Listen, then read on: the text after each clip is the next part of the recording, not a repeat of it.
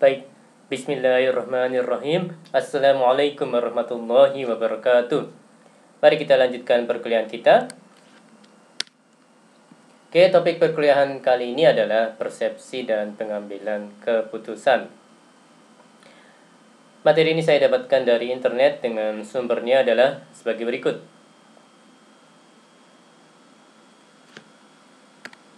Oke, masuk ke pembahasan terkait dengan persepsi.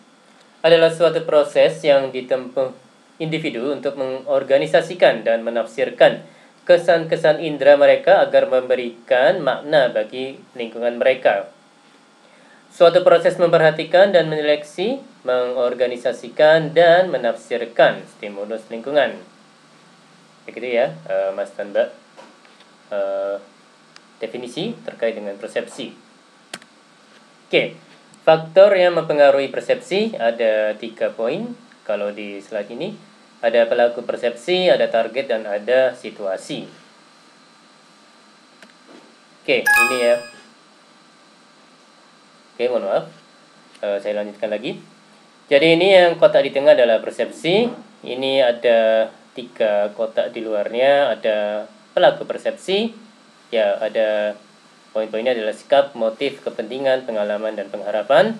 Kemudian ada kotak situasi, poin-poinnya adalah waktu, keadaan atau tempat kerja, dan keadaan sosial. Kemudian ini kotak target, poin-poinnya adalah hal baru, gerakan, bunyi, ukuran, latar belakang, dan kedekatan. Oke, masuk ke pembahasan terkait dengan teori atribusi. Bila individu mengamati perilaku, mereka mencoba menentukan apakah itu disebabkan faktor internal atau eksternal. Kekeliruan, kecenderungan meremehkan pengaruh faktor-faktor eksternal dan membesar-besarkan pengaruh faktor-faktor internal ketika melakukan penilaian mengenai perilaku orang-orang lain. Oke, atribut kausal, jadi faktor internal, karakteristik personal yang menyebabkan perilaku, ada juga faktor eksternal, ini karakteristik lingkungan yang menyebabkan perilaku. Oke, ini model hubungan sebab akibat Kelly. Konsensus berhubungan dengan orang lain, distinctiveness berhubungan dengan tugas yang diberikan, dan juga konsistensi, ini berhubungan dengan waktu. Oke, ini ya diagram terkait dengan konsensus. Jadi yang sebelah kiri ini adalah individual performance, yang ini juga individual performance, tapi yang kiri adalah low, ini yang high, seperti itu ya Mas dan Mbak sekalian. Kemudian ini diagram terkait dengan distinctiveness. Kemudian ini terkait dengan grafik terkait dengan konsistensi gitu ya Mas dan Mbak. Ya, sumbu Y-nya adalah individual performance, sumbu X-nya adalah time. Yang sebelah kiri ini adalah low, yang sebelah kanan ini adalah high.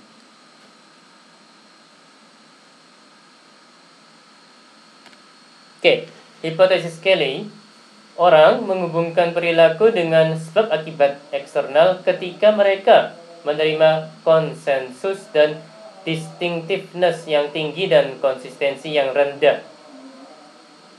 Orang menghubungkan perilaku dengan sebab akibat internal ketika mereka menerima konsensus dan distinctiveness yang rendah dan konsistensi yang tinggi. Oke, kesalahan perspektif. Ya, saya ulangi lagi, kesalahan perspektif. Jadi poin-poinnya ada perspektif selektif. Orang-orang secara selektif menafsirkan apa yang mereka saksikan berdasarkan kepentingan, latar belakang, pengalaman, dan sikap. Poin berikutnya efek halo, menarik suatu kesan umum mengenai seorang individu berdasarkan suatu karakteristik tunggal. Poin berikutnya ada efek kontras. Ini evaluasi atas karakteristik-karakteristik seseorang yang dipengaruhi oleh perbandingan-perbandingan dengan orang-orang lain yang baru saja dijumpai yang berperingkat lebih tinggi atau lebih rendah pada karakteristik yang sama. Proyeksi menghubungkan karakteristiknya sendiri ke orang lain. Oke, ada juga poin terkait dengan leniency, yakni mengevaluasi dengan secara sangat positif. Sedangkan strictness ini mengevaluasi dengan cara sangat negatif. Ada poin recency effect, ini kecenderungan untuk mengingat informasi saat ini. Dan ada poin central tendency, yaitu kecenderungan untuk menghindari semua penilaian ekstrim dan menilai orang dan benda sebagai rata-rata atau netral. Ada juga poin terkait dengan stereotype. Ini menilai seseorang atas dasar persepsi seseorang terhadap kelompok seseorang itu. Ya, ini tidak selalu negatif, bisa dan bisa tidak akurat. Kemudian bisa mengarah pada diskriminasi. Ya, ini lanjutannya ini ya. Jadi stereotype bisa berdasarkan jenis kelamin, bisa berdasarkan usia, bisa berdasarkan ras, dan bisa berdasarkan orang cacat. Seperti itu ya Mas dan Mbak sekalian.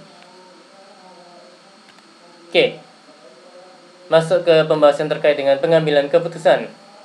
Pengambilan keputusan merupakan suatu reaksi terhadap suatu masalah, problem. Ya, apa itu masalah? Adalah penyimpangan, gap, antara realita dengan yang diharapkan. Oke, proses pengambilan keputusan ada dua jenis. Yang pertama rasional, yang kedua intuisi.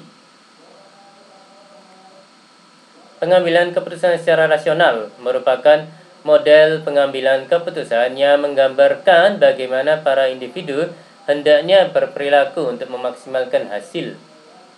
Ya, langkah-langkah pengambilan keputusan yang rasional. Pertama, tetapkan masalah.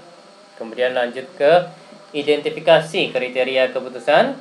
Kemudian lanjut ke alokasikan bobot pada kriteria. Kemudian lanjut ke kembangkan alternatif. Kemudian lanjut ke tahapan evaluasilah alternatif. Dan lanjut ke poin pilihlah alternatif terbaik. Oke, kreativitas adalah kemampuan untuk menggabungkan gagasan-gagasan dalam satu cara yang unik. Kemudian membuat asosiasi yang luar biasa antara gagasan-gagasan. Ya, ini kreativitas terdiri dari 3 komponen. Adalah keahlian, keterampilan, dan motivasi.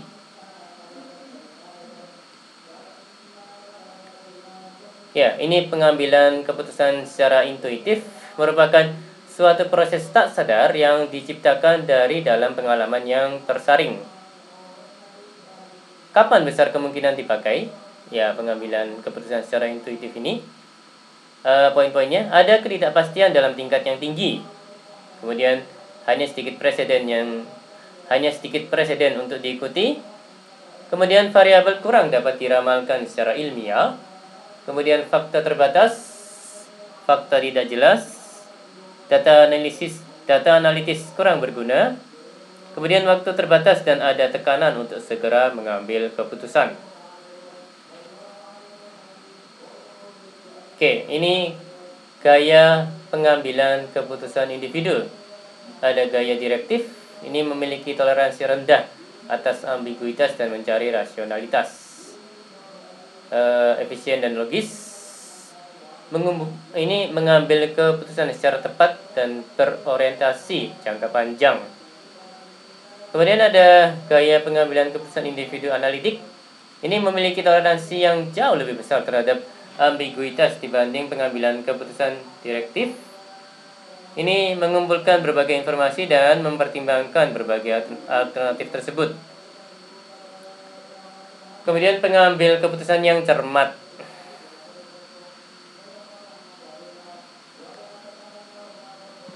Ya, ada juga gaya pengambilan keputusan individu konseptual. Ini pandangannya sangat luas dan mempertimbangkan banyak alternatif. Jangka panjang, solusinya kreatif. Kemudian ada juga gaya pengambilan keputusan individu behavioral. Ini memperhatikan kinerja rekan kerja dan bawahan serta reseptif terhadap usulan-usulan orang lain. Ya, ini menghindari konflik ya, Mas dan Mbak. Masuk ke pembahasan terkait dengan hal-hal yang mempengaruhi pengambilan keputusan. Ya, poin-poinnya ada evaluasi kinerja, ada sistem imbalan, ada pembatasan waktu yang menentukan sistem, dan juga presiden historis. Oke, bagaimana pengambilan keputusan yang baik? Ya, poin-poinnya menganalisis situasi, menyadari adanya bias, mengombinasikan antara rasional dengan intuisi, kemudian jangan mengasumsikan gaya pengambilan keputusan Anda cocok untuk setiap pekerjaan. Disesuaikan dengan situasi ya, seperti itu Mas dan Mbak sekalian. Oke, meningkatkan kreativitas. Masuk ke pembahasan terkait dengan etika pengambilan keputusan. Ya, ini 3 kriteria keputusan etis. Ada utilitarianisme, kemudian ada menekankan pada hak, dan juga keadilan. Oke, utilitarian. Poin-poinnya, keputusan diambil semata-mata atas dasar hasil atau konsekuensi mereka, memberikan kebaikan yang terbesar untuk jumlah yang terbesar, dan konsisten dengan tujuan seperti efisiensi, produktivitas, dan laba yang tinggi.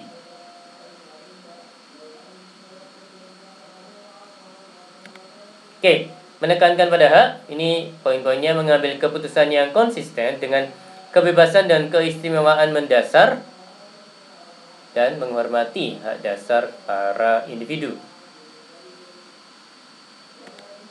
Oke, bagaimana dengan menekankan pada keadilan? Poinnya adalah mengenakan dan memperkuat aturan-aturan secara adil dan tidak berat sebelah, sehingga ada pembagian manfaat dan biaya yang pantas. Seperti itu ya Mas dan Mbak sekalian. Oke, fokus pada utilitarianisme, mendorong efisiensi dan produktivitas, tetapi dapat mengakibatkan pengabaian hak dari beberapa individu, terutama minoritas. Pada saat fokus pada hak, ini melindungi individu tetapi dapat menghambat produktivitas dan efisiensi. Saat fokus pada keadilan, melindungi kepentingan yang kurang terwakili, mendorong rasa kepemilikan yang akan mengurangi pengambilan risiko, inovasi, dan produktivitas.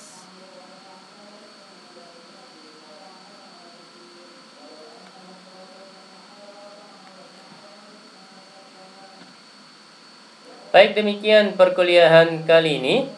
Ya, mohon maaf kalau ada kata-kata yang salah. Mohon maaf kalau ada hal-hal yang salah. Terima kasih atas waktu dan perhatiannya. Kita jumpa lagi insya Allah di next time.